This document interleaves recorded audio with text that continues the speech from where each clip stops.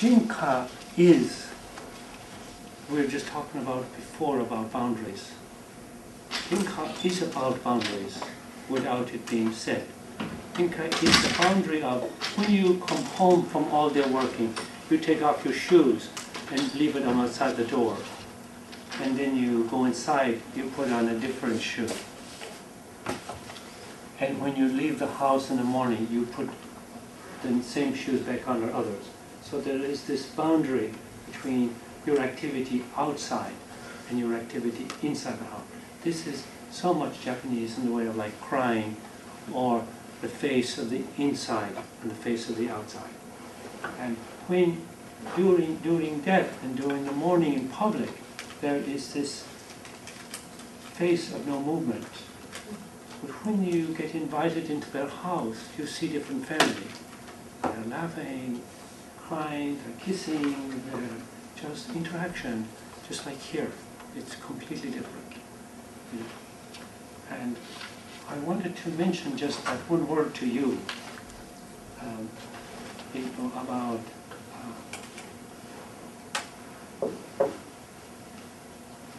how there is millions of people living together, and yet they live in this boundary. Boundaries are very important to them. So that means when you bow, you are back so far you never touch, unless they put their hand out first. Do you know about the bowing part? The bowing part is how long you hold down is how important this person is to you. So, for example, if I invite you to my house and I'm Japanese, I will bow longer for you. You invite me, you bow longer for me. It's, kind of thing. So, and you come up after the other person. So, how do you know how far you are to be? So you learn this thing. It's kind of like the kissing both sides that you see in Europe. It's this way that you learn from so young, and children are taught this also so young, about this bowing part. And then there's this other one, just moving the head. Yes, hi. So you're walking along, and you don't know this person. But you say hi. It used to be say like konnichiwa, means like hello or good afternoon. But now it's sort of like American style, hi. Hi. Hi could mean, hi, I understand. Hi, I don't understand. Hi, it can mean anything. It's kind of like the Irish word slanta. It could mean goodbye, hello, I wish you good luck, and so on and so on. It's sort of like one word for everything. It's kind of hi. So with all of the interaction with that, so when you go to a cremation, it's a family or special friends will come, and you're there with the body. You, the relative of the dead, push the body into the fire. You close the door. You see through this glass everything in flames. And you sit there, and what is served is tea in Japanese style. Tea, I don't know if you've ever been to Japanese style. It had, there is the left hand, and there is the right hand holding the cup. It's a small cup, and you are like this. You don't hold like this. Like this. So why is this hand? It's the energy, like you're balanced. You're kind of like really not touching it, but you're sort of like, it's like hypnosis. It's like it's moving on its own, kind of like. And you don't take the sup until, like if it's widow or who goes around. You as the guest, they want you to do it first because you're most important than the spouse or the person that died. Sometimes you can be put in that position. Go ahead, because I see you as important.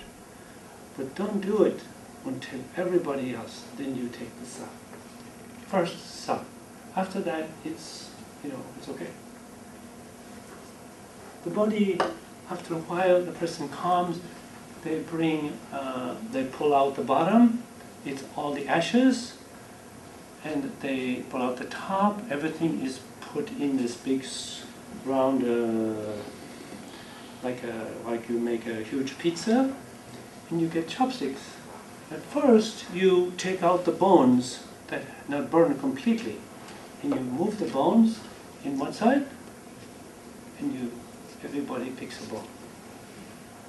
If there is enough bones, you just put ashes.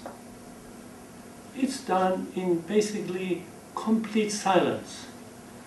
There is no talking. Of course, there is no eye contact. So this is now the son, your son or daughter, mother or father, or co-worker, whatever. Then what happens is the rest of the ashes gets poured into this jar, and on top is the bones that didn't burn all the way. There is a cover. It's given to either the mother or father or one of the family members.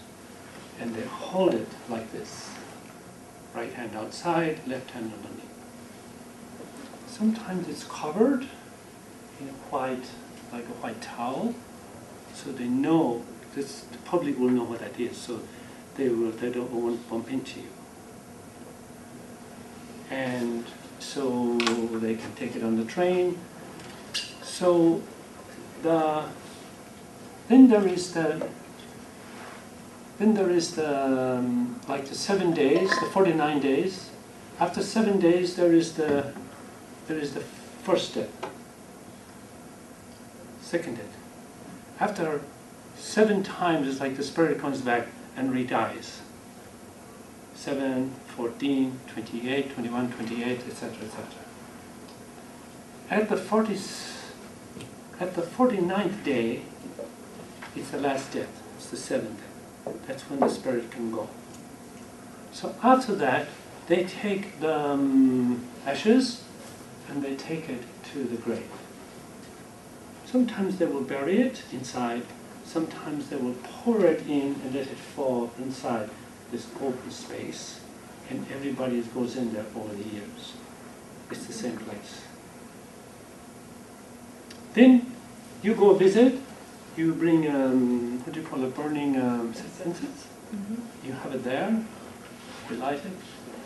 And if you want to do this, you go. You know how to do that? You want to try it? Mm-hmm. So 1, 2, then you stop. Yeah, exactly. 1, 2. And what is that? That is sort of like, you don't want the spirit to follow you home, for one thing. You want to, if they might have come to visit, but you make acknowledge, just letting know.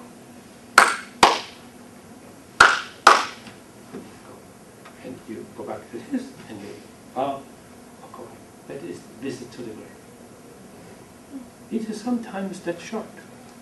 And people will many times go almost every day when people are. So does that make a little sense? Well, it's a little bit different in here. So if you see a little bit. Yeah, okay, a little bit. So the clapping keeps the spirit from going with you going home, right? Well, there's this thing like, you don't want to. You want to do everything possible to help the spirit to go on. Uh-huh. So, like those bells? The bells is the part of the spirits may wander in. You want them to wander away so they don't come back into the house. Like there is, if you know the Japanese bells, or if you're familiar, there is ding-a-ding, and they they're put outside the door, and the breeze shake them. It's kind of like the similar Native American when the wind comes up. It can bring other spirits from other tribes.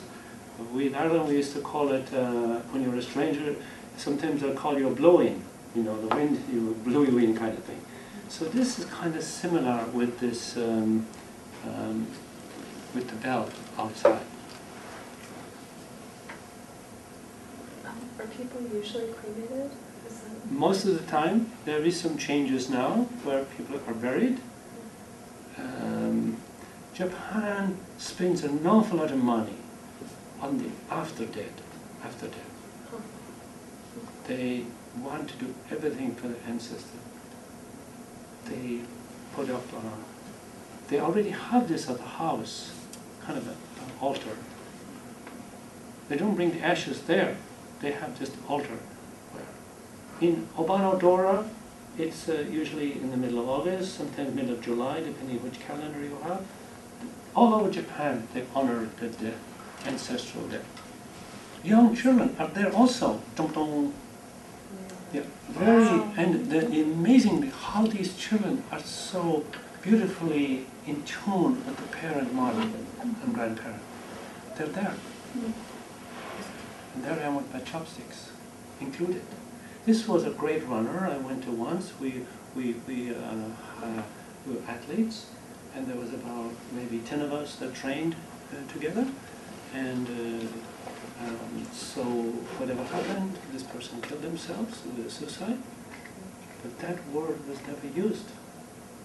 So in Japan Times, which is written in English, the suicide word was used. In Japanese paper, the suicide, there was just the death. It reminds me a little bit in Celtic the same way. We don't use that word suicide, because in Celtic you really cannot kill yourself.